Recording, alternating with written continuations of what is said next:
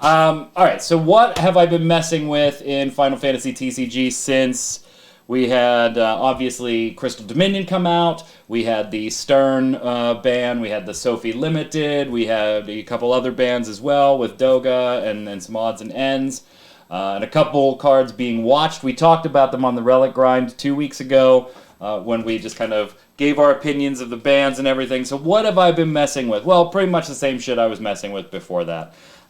If you know me personally at all, you know that I'm not a particularly meta player.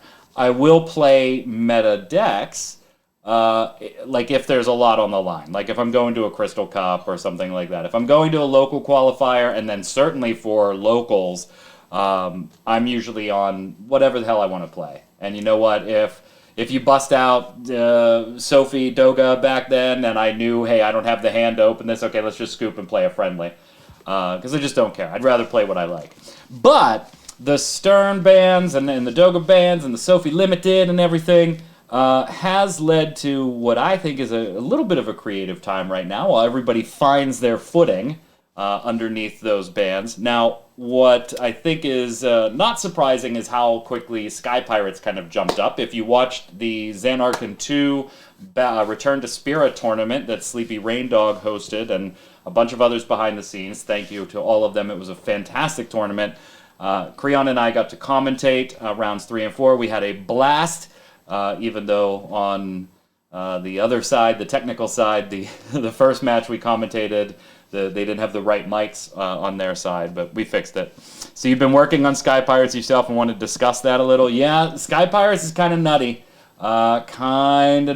We can definitely talk about that. And nobody is happier about that than my son. You know, Torchwick has been playing Sky Pirates since before it was even remotely viable. But what have I been messing with? Well, a lot. I carry 11 decks in my bag, but one that I'm messing with the most, and I've gone through now two to three iterations, maybe more, but they were like little one-card iteration changes, is Ice Lightning. Of course, I'm back messing with my boy Al-Cid, taking a look at some of the Ice and Lightning cards that came in Crystal Dominion. Now, I've already, like I said, made a few changes to this, but let's do a little deck tech, and if we can make it better, then let's make it better. Let's do it. So here's what I'm working. Obviously, key component to the deck, Al-Cid, 4-drop Ice Lightning forward, 8k power. When it enters the field, you get to drop an Ice or Lightning forward of cost 4 or less onto the field for free. It also provides the effects that when an Ice forward or Al-Cid enters the field, you can choose a forward and freeze it. And when a Lightning forward you control attacks, you can choose a forward and dull it. So you get both of those effects repeatable. So obviously I messed with him when he came out. You know, it was Al-Cid and Zeromus, was kind of like the nice, obvious package. Thank you so much for the follow or the sub. I'm not sure which because I can't see it here. I got to be over where I'm hosting the podcast to see it. So if it was you, say something in chat. That I can see. And I do want to call you out. And thank you. So obviously Al-Cid, which means Al-Cid just joined at the right time. What's up?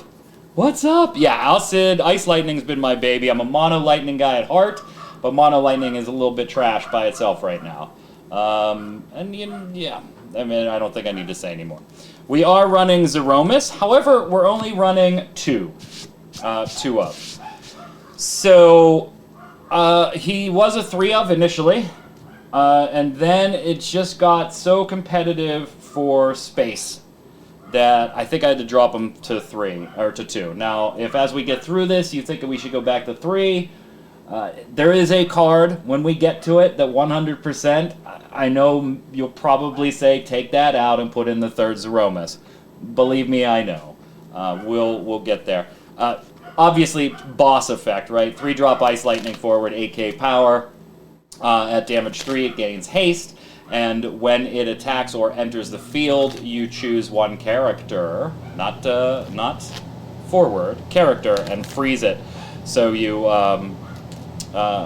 get that pop if you play him off of Al-Cid, where you can freeze a forward and then go ahead and freeze it back up off of Zeromus' own effect. More importantly, though, although those are nice and they're nice to contribute to the whole control factor of the deck, the best part of the effect is that at the end of your opponent's turn, they need to dull all the forwards. So it's kind of a, look, I'm going to swing for free damage unless you can get rid of this right now card. And then damage 3, you know, playing him off, particularly damage 3, playing him off Al-Cid, having Al-Cid's effect, freeze a forward, Zeromus, freeze a backup, go to attack with the haste and freeze another backup or what. It gets nutty. It gets nutty. So those are the keys. Now, what did I want to do when we hit Crystal Dominion? Well, I 100% wanted to mess with Gogo. 100% wanted to mess with Gogo. Now, he doesn't work, obviously, with Al-Cid or Zeromus because there is no action ability going on there. But we're going to be capitalizing through the rest of the deck on Al-Cid's dulling when lightning forwards swing, freezing when ice forwards come in. We're going to be playing the dull freeze game a lot throughout the deck. Frankly, in my experience so far, messing with this through a few iterations, I really don't care how big your board gets. And that was kind of the name of the game with Al-Cid Zeromus, but you could get outpaced pretty badly, and then you were just behind. But, yeah, Gogo gives you the ability at 3 CP, ice forward 7k, so if you play him off the back of Al-Cid, you'll get a freeze for the ice forward, or if you just play him when Al-Cid's out, you'll freeze forward. But when a forward or monster you control pops an action ability, Gogo will do it again. I almost said mimics it, but I don't want to do that because his special is actually called Mimic. It'll copy the ability without paying the cost. Now, we'll get to a little point where you want to be a little careful in this deck, but not as careful as some other builds I've seen of a similar type strategy. He is stupid good, Scott. He is stupid good. He does have the special ability that if you pop a special ability, you can then discard a copy of Gogo, and he will mimic that special ability. So you can do the same thing, pop the special ability twice. And in an initial build of this, I was running 7-drop Sephiroth and Illua. Now, Illua is still in here, and obviously she has her shield special, but 7-drop Sephiroth having his special too, it was kind of cute. But it was, by the time I would be doing it and in a position where Gogo was going to copy it or use his Mimic special to end up discarding 4, I was generally so far ahead that the discard really didn't matter. So he came out. He was a neat little, I'll mess with this because he has a special, but no, really didn't pan out. So instead, we went a little bit of a different way. But we'll introduce Illua, right? Mainstay in a lot of decks. And I don't think... there's an argument for her not being in this deck, but I also feel like the threat of board-wide haste is just super strong in this build. Particularly because she has haste herself, and then if she gives herself and any other lightning forwards haste on a turn that they weren't expecting it, there's just a lot of dulling going down that the opponent didn't see. So I still like her, but I'm open to talking about her when we get there if you want to. What else? Well, of course you knew this was coming. My love for lightning, Lady Lilith. And Lady Lilith is where Gogo starts to feel real stupid. Real dumb. So as all of her effects are action abilities. So if you remove a forward you control from the game, and Gogo's on board, 2 crystals. If you want to pay a crystal to give a lightning character or lightning forward haste, you can get that twice. If you pay 2 crystals to choose a forward of cost 5 or less and break it, you can actually go ahead and snap 2 of them. So we've gone full circle, haven't we? Didn't we hate this card at first? We have. Yeah, Scott, you must have missed a couple of weeks in there because I said this on the last Relic Grind, not the most recent one, but the one before it when we were talking about this. I said literally Lady Lilith went from I am so disappointed in this lightning spoiler on card of the week to, hey, that's actually could be pretty neat, as we saw a few more of the Crystal Dominion cards, right? To, hey, I'm getting some weird ideas. I might want to mess with Lady Lilith. And then finally we saw the full set, and I started messing with things, and I'm like, she is my favorite Lightning Legend in a while, actually. So yeah, I did full 180, turned around and went the other way. All right, so where's this I think is all pretty self-explanatory, right? Everybody gets what's going on here, right? This is to board splash and control. Gogo's going to start mimicking, but the only thing you can see him mimicking right now is Lady Lilith's abilities, which, hey, double up the crystals, double up the haste, double up the breaks. That's cool, that's cute, very neat. You got to have both out. Cool. But how do we supplement this? How do we help this package? Because we do have the ability to do quite a bit of control with dulling and freezing. We're going to get freezes anytime these enter, anytime these swing with Al-Cid. We're going to get, you're going to get the dulling effects. So how do we support that? Well, here's the way I'm supporting it. And again, this is iteration, like number 3-ish, probably. We're going with 2 4-drop snows.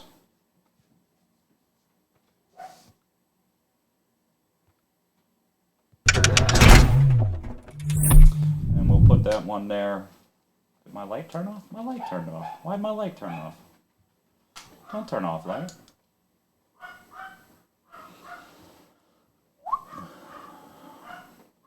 Why are you, like, all of a sudden so super low, camera? I reframed that shot before we started the stream. Alright, close it up. So that is Snow, 4-drop Snow from Opus 5. When he enters the field, you can pay X. If you do so, search for one card named Lightning of cost X or less and play it onto the field.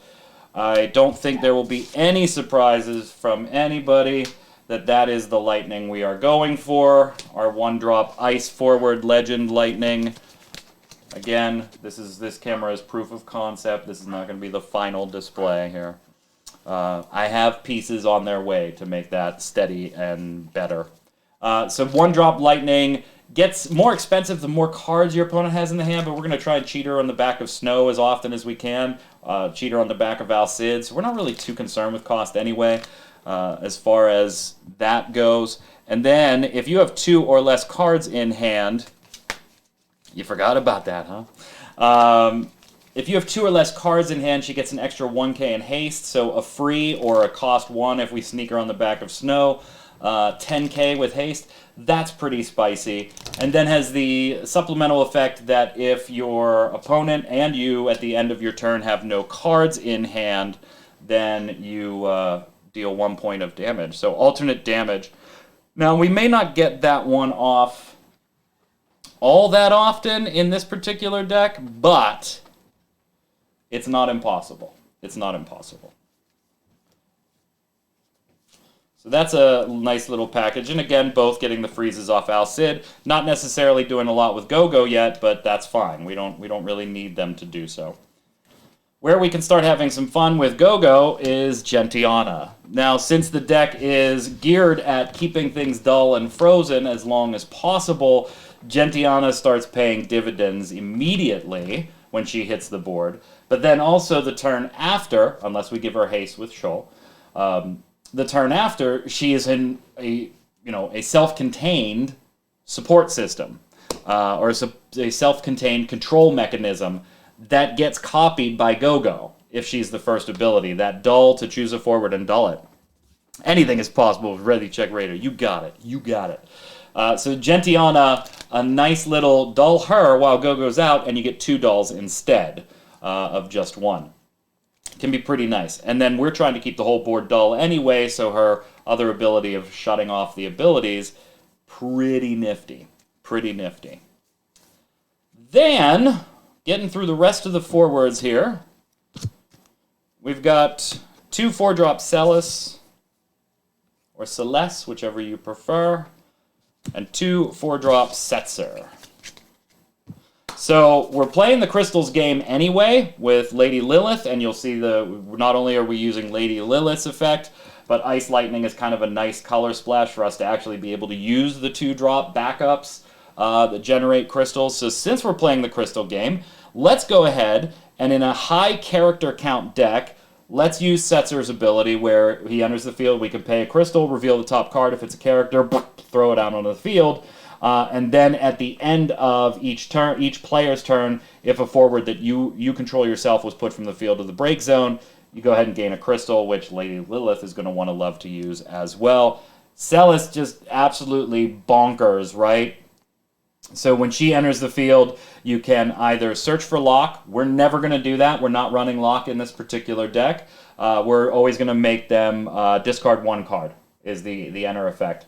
But then if any Cat 6s form a party and attack, we can select up to 2 characters and freeze them, or choose a Category 6 character in the break zone, return it to our hand. Whether that's another Celis, whether that's a Setzer, whether that's going and getting a Gogo, we have all those different options as well. So again, smaller packages. The toilet in my house is running and is bothering me nuts. It's driving me nuts. I can hear it. The package that we're running here supports the package, the initial, how are we playing? What are we going to do? Well, we're going to keep the board down as much as possible. Then we've got Orphan, 5-drop Orphan. When it enters the field, when your opponent discards 1 or more cards from their hands, you get to choose a forward dullet. You know, Gentiana obviously loves that. And at the entrance of all of your attack phases, they get to discard. They have to discard something. This is really nice, building it tomorrow. We're not done yet, and don't build it yet. We might make it a little better collectively here on the stream, but I appreciate the compliment. So Orphan kind of giving us a little bit of the discard with Celis. I'm not a huge fan of discard. Generally, it's just like, it takes away the actual playing of the game. But we kind of want to make sure, if we had to play Lightning by hand, that she's as cheap as possible without having to sit there and wait for our opponent to splash out. So there is a little discard in here, generally more than I typically build in decks. Here's my one-of. My one-of tech play forward that I know you're probably going to tell me, take it out of the deck and put the 3rd Zeromus in. Because that's kind of where I've been going back and forth through playing this. 3-drop Knox Suzaku. And we'll put that under the camera. Again, proving concept, excuse the not quite lined up and everything. You thought the Orphan was the card? That's a 2-of. I could see it, but it kind of does feel... Knox Suzaku is interesting. It is a 3-drop 8K dark forward that you can only play if a forward you controlled has gone to the break zone this turn. So you do have that little condition. But at the end of turn, you reveal the top 3 cards of your deck, play 1 forward of cost 4 or less of them from the field. The other 2 go to the break zone. We're not really worried about mill with this type of deck, because we're not gonna make it to late game. If it gets to like super late game, we probably lost already. It can push a game, but it's not meant to. This is kind of like the tame end of aggro, the beginning of a mid-range for me, with a little bit of combo splashed in if I had to like organize it in my head. Now, you will notice, looking at the board, we have 3, 6, 9, 10, 11, 14, 15, 16, 17, 18, 19, 20, 21, 22, 23, 24, 25, 26 forwards, only 2 of which don't play off of Knox. Orphan's cost being 5 doesn't play off of Knox. Everything else plays for free off of Knox. So I've been playing with it a little bit. It does get nutty sometimes because you'll Knox Suzaku into an Al-Cid, and then maybe you have it in your hand, maybe you don't. Now, I have not, again, it's probably only had about 20 or 30 reps with this last build, the most recent build, that included Knox. I haven't had it happen yet where if Al-Cid popped off Knox, I didn't have something in my hand that I could play. Because literally all it's got to be is a forward other than Orphan in my hand, and it will play off of Al-Cid. So I haven't had it happen yet. Mathematically, yes, I recognize that it could absolutely happen. But I think it's really, really fun for a couple of reasons. There are a few lightning rod cards here. And Charlotte, speaking of lightning rods, was in this deck for a while. I kind of realized she wasn't needed, at least in the way I was playing it. Because anytime something was going to die, I either didn't care or I sacked it to Lady Lilith anyway. And so not only that, there were other lightning rods kind of... Womp womp. There were other lightning rods already built into the deck. And if you look, it's like there aren't too many of these forwards you wouldn't want to kill on sight. You want Celis to die on sight, particularly because we're running Setzer and Gogo. I did have one Magitech armor in here from Crystal Dominion. That got really nutty because it could party attack with anything lightning and then get Celis' trigger. And also the dull, and it basically freezes itself to break a forward, is an action ability that Gogo could mimic without freezing himself as long as he was active when you did it. So that got kind of nutty, and it was Cat 6 for the whole Celis stuff. That made it, that got taken out, but it's something to consider. Magitech armor is definitely one that's been in and out and does kind of work all the way around with some of these different things. So yeah, I mean, I just found there was like so many lightning rods already that if you had the removal, you were going to get a target from somewhere. So you like the concept of Knox, but I feel I'd rather just have a slot in a Cid Randell instead. Cid was in here. He was in here as a 2 of. That was before this. Before Snow Lightning was put in here, Cid Randell was. I kind of agree with you. Yeah. I kind of miss not having Cid in here. He was a 2 of at the time, though, so I saw him a lot more often than I would if he were a 1 of. I can't argue with that, because the only thing that really does hurt this deck is enter the field effects, right? There's really nothing I can do against an enter the field effect. You know. And unfortunately, it's water where we can force things to enter the field dull and then have Gentiana shut off those effects for us. But yeah, I'm kind of with you, Scott, that is definitely one. He's been in once. He'll probably be in again. I am having a lot of fun with this right now, but we'll see. Eventually, I'm sure it's going to clog me at some point or totally break me, and I'm just going to be like, ugh, all right, you got to go. But it feels really good, man, when you Al-Cid, Zeromus, they kill something, then you Knox, and you get another forward, you know, particularly a Setzer, who then you spend the crystal, and you reveal, and it's a Gentiana. I mean, it just...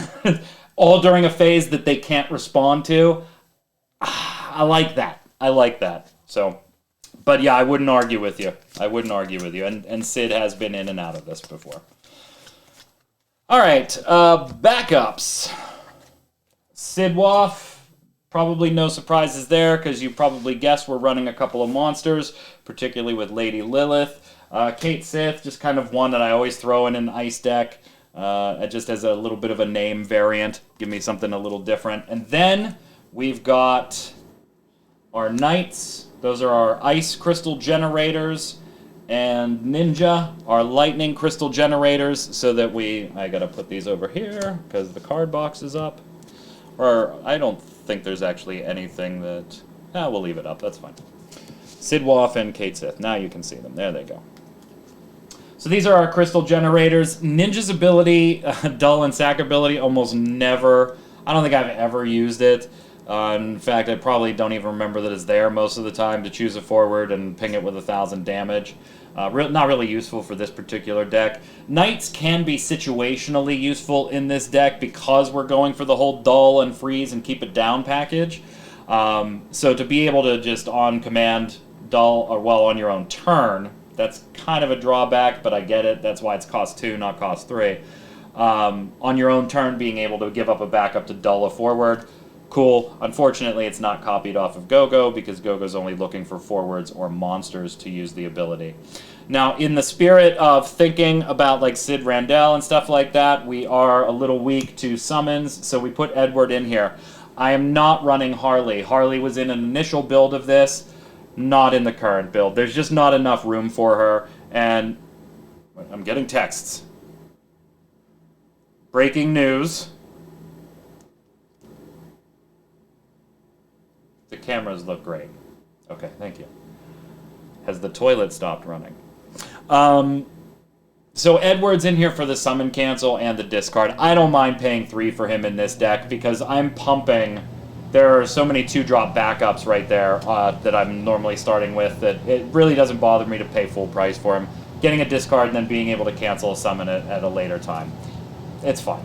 I don't want Harley clogging up my backup space. I don't want to have to be dependent on, I really want to see Harley, then Edward. That's Harley and Edward together is 5, maybe 6 if you're feeling really sketchy and you're a little worried about not seeing Harley. Backup slots in your deck, and we're only running 16 to begin with. So if we run that package of 6, that really kind of limits where we can go with some of the other backups, and I didn't want to do that. So Edward by itself feeds into the discard a little bit. Again, Orphan, Edward, and Celis kind of feeding to make sure that in a pinch, Lightning is kept as cheap as possible if we need it. Nagmalata, not surprised there, I'm sure. If you see me running Cid Waff, you can probably guess Nagmalata's in the deck. Then to round us out on the Lightning side of things, we've got Crow, a nice in a pinch, dull something backup, and it can go ahead and rescue a forward for us. So we've got a little bit of break zone recursion.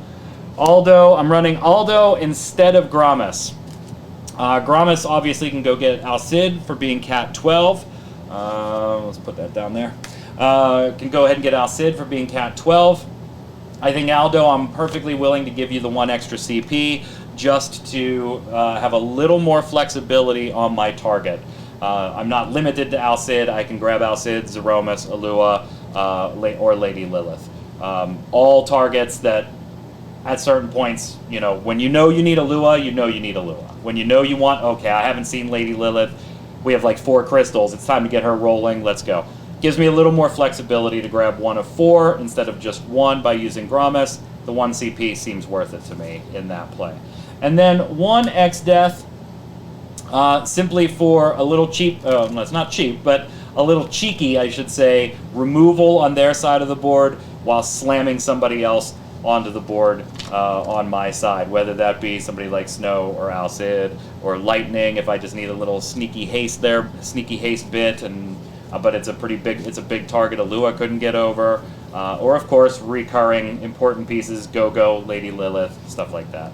So cheeky play, X-Death breaks a forward, brings in Knox and Suzaku in main 2. And then go to end phase and have Nox pop and bring a second. So essentially for your 8 CP, you broke a forward and brought 2 forwards onto the field with Knox Suzaku. Pretty fun, pretty fun. On the monster side of things, Flan. For a while, these were actually Jumbo Flan, believe it or not. Jumbo Flan stuck with the whole keep it down, keep it down, keep it down, right? Dull and free something on entry. Then could turn into a cheeky forward and maybe get a point of damage early. Then, if you had the timing right and Lady Lilith was on the field, you could do the, sack it before you actually get to the end of your turn, and it's going to go to the break zone anyway. You could sack it to Lady Lilith and go ahead and generate a crystal. So Jumbo Flan has been in here before. When we added Snow and Lightning, I switched to these Flan. For the supplemental discard to try and keep Lightning down. So your discard effects for Lightning's cost are Edward, Orphan, Celis, and Flan. And you have a little bit of recursion in Flan because you're running Cid Waff.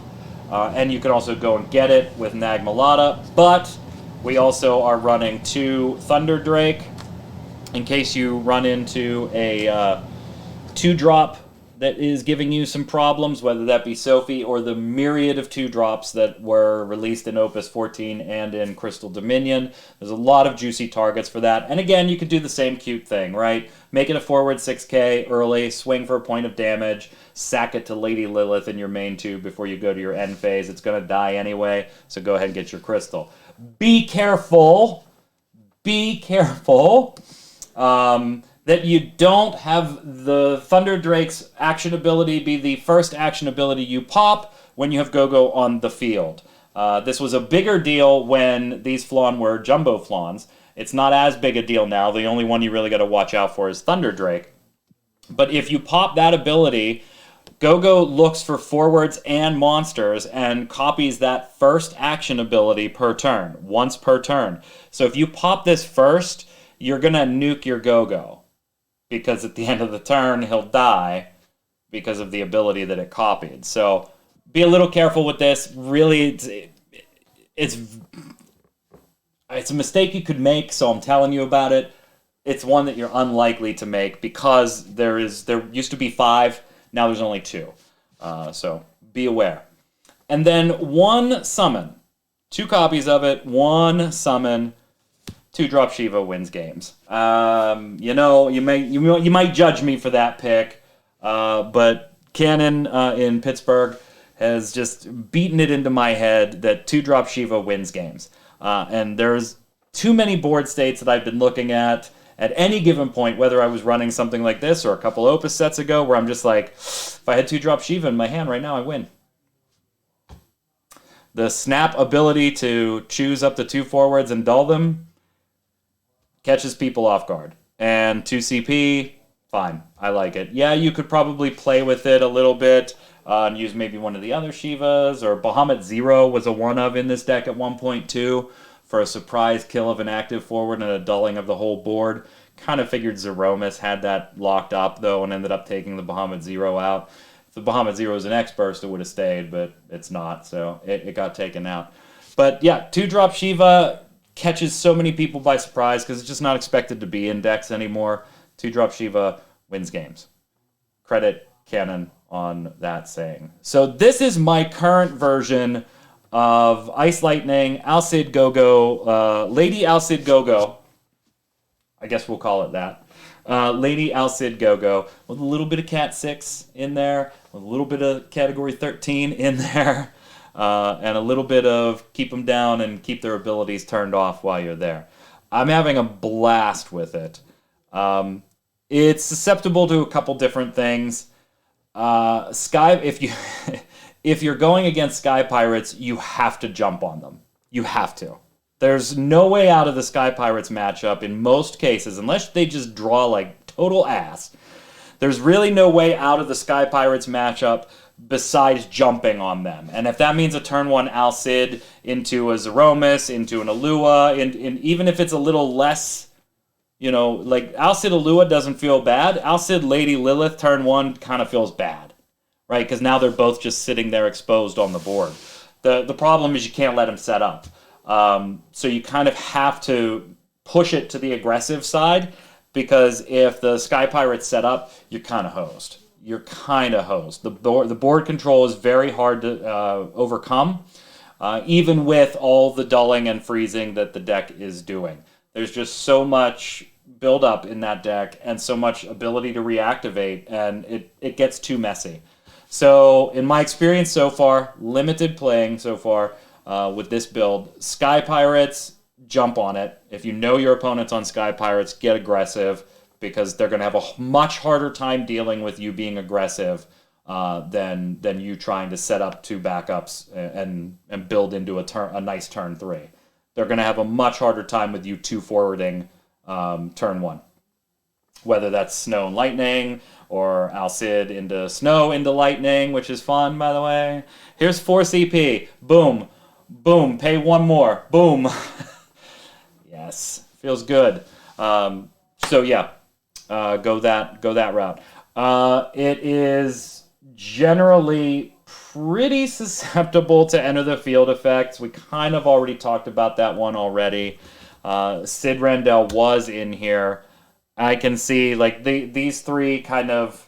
Right now, the ones that stick in my head as ones that, if I really want to mess with something, Knox is the number 1 spot, with Orphan followed closely behind it, but valued a little more over Knox because of the discard ability, which is just repetitive. You know, really makes him a lightning rod. You got to get him out of there. 2-drop Shiva. These kind of 5 cards are the ones that they're floating in my head right now, but I haven't played enough games with this exact build that I don't want to make the changes yet. But Sid Randell, definitely a consideration. A 3rd Zeromus, definitely a consideration. There's also an argument for totally going a slightly different way with the forwards, and instead building on the Lightning and an Odin Summon package instead. And I think I saw a build of that on FFTX. where somebody was messing with that idea. Now, I didn't build it and mess with it to give you any feedback or compare it to this, but I think somebody posted one of those on FF Decks where you could go the whole Odin summon package route. You think you'd remove the orphans and make them Cid Randels, albeit small, it does eliminate the single forward that Knox can't hit off the top. It does. Yeah, I mean, it definitely would. It definitely would. I'm going to run it a little bit, I think, with Orphan, because it was Cid Randell before, so I kind of want to just see it a little bit. But, Scott, I can't disagree with you, you know, because my first build of this, these weren't here. It was Cid. So you're going down the route that I went turn one with the deck. So we'll see. I kind of agree. I want to get some more reps in on the Orphan, and we'll see.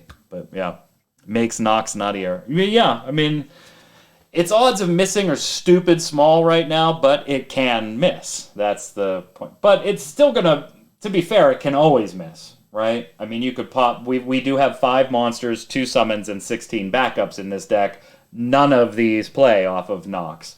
So even by taking these 2 out and putting Cid in, Nox can still miss. Can absolutely still miss. One of Scale Toad. Yeah, I didn't think to put Scale Toad in because I didn't have any more monster slots. But... yeah. Yeah, I mean, where would it go, though? Where would it go? Like Nox's spot? You know? Or maybe you take Nox and Orphan out for 2 Cid Randells and the other Orphan becomes a Scale Toad? Because anything... I mean, Gentiana is another one, I guess, that is... we'll slide Gentiana over here, too. Because Gentiana isn't critical. She's not mission critical to what's going on with the deck. But she's a hell of a control card once the deck is doing what it wants to do anyway. There's something just absolutely scary about any time your forwards go dull, they lose their abilities. And by the way, I'm going to dictate when your forwards go dull too. Whether that be through my combat or through my abilities, yeah. Think you'd rather keep Nox in this and maybe do 1 of Cid, 1 of Toad. Yeah. See, I sold you on Nox, Scott. You didn't think I was going to sell you on Nox until I was like, hey, look at this. All not respondable. And then Scott was like, nah, fuck it, damn it. Yes, that's actually neat. That's actually pretty neat. The more you look at it, the more you like it. What else was in here that has gone in or out? Not this, but also messing with Lady Lilith, I did Lightning Water. And predictably, I think that's one that anybody that's been interested in Lady Lilith was probably going to mess with too. Layla Vikings, Lady Lilith, build like that. I have that upstairs, though, so I can't show it to you yet. I mean, I can bring it. If you're interested in it, I can show it to you. That one I just messed with once, though. I haven't really done a whole lot with it yet. So I haven't, it's not quite there. And I only have one playset of the standard Lady Liliths. I don't play foils except for 2 decks. Next up, what I'm messing with is 5-drop Lulu. It's time. I think she's gotten some cards that can do a lot of cool stuff. Roble is a nice card if you want to go in Lightning and Earth. No, my Lightning Water was not using Golbez, Scott. It went an entirely different way. The reason was my son, Torchwick, was messing with Golbez, so I didn't want to step on toes in the build. So I let him mess with Golbez. I took it a slightly different way. So your opponent could not Amaterasu Al-Cid Snow at the end of turn from Nox trigger. Sorry if it's a noob question. No, new questions, totally welcome all the time here. I will disclaim I am not an official judge. I have passed the test, but I have not done the observation because COVID happened. But they cannot. Once when you go to end phase, there's priority shifting in end phase. Commonly people will say there's no priority in end phase. That's not necessarily true. That's not exactly true. There is priority. You just can't add to a stack in the end phase. So if two things simultaneously trigger in the end phase, they'll behave like normal priority shifting or normal stacking procedures apply. As the turn player, mine go on the stack first, yours go on the stack second, boom, boom, boom. Anything else triggered by those abilities will go off as well. So when Knox goes to end phase and you reveal Al-Cid, Al-Cid plays, but we're still in end phase. So the ability triggers and goes on the stack. There's a priority shift, but you're not allowed to interject anything on that end phase stack. And so for this to work, by the way, all you need in your hand is this. If you want the full, like, 4 forward thing I'm talking about.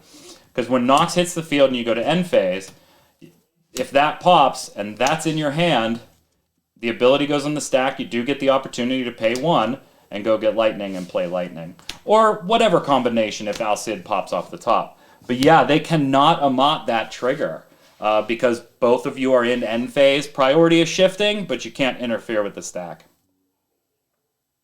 It's one of the biggest things that when I teach Magic the Gathering players, they have a hard time with because you cannot interact with the draw phase, the activation phase, or the end phase in Final Fantasy, where you can in Magic and you can in Force of Will, but you can't do it in Final Fantasy. So yeah, that is sick, isn't it? That's pretty awesome. That's pretty dope. It can burn you, but it also can help you, and that's a nifty one. I mean, the pipe dream is Nox hitting Al-Cid while Snow is in hand, and you have one backup up. That's the, like, Christmas land. But Nox playing anything besides Orphan, none of this feels bad to pop off of Nox. It just doesn't. Oh, you got Celis? Okay, discard a card. Oh, you got Illua? Oh, okay, now you have a 4... Well, yeah, you didn't get the swing with her. Aww. But now that Illua that you were saving in your hand is special fodder. You know, you got Lady Lilith. Doesn't do anything, but as soon as they go to main 1, if you have any crystals, they now have to worry about that as soon as they go to main 1. So yeah, by the way, Gogo mimicking Flan's abilities, pretty dope too, right? Got to be careful with the Thunder Drake, but you can dull and pay 1 ice to go search for a Flan, have Gogo mimic it, and go get your other 2. Pretty dope. Pretty dope. Like, yeah, I'm going to go search a Flan, and Gogo's going to mimic that, so I'm just going to search both of these, please. And, yeah. By the way, I have a couple backups up, so we'll go ahead and throw those out. And it also works with the discard, too. They're all action abilities. So can you ask about the Cid Waff and why he's there? Is it just for Thunder Drake and Flan? Because remember, Gogo can mimic the Flan ability. So if you cheat the Flan back out and discard, Gogo can duplicate the discard again. So it's not just for Thunder Drake, it's also for Flan.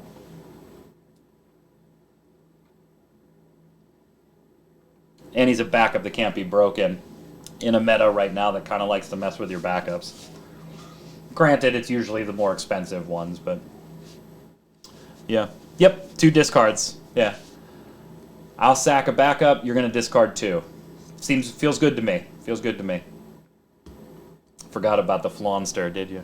Forgot about... Well, he's kind of hiding behind the camera. So that is my current Ice Lightning Al-Cid build. I'm glad some of you seem to enjoy that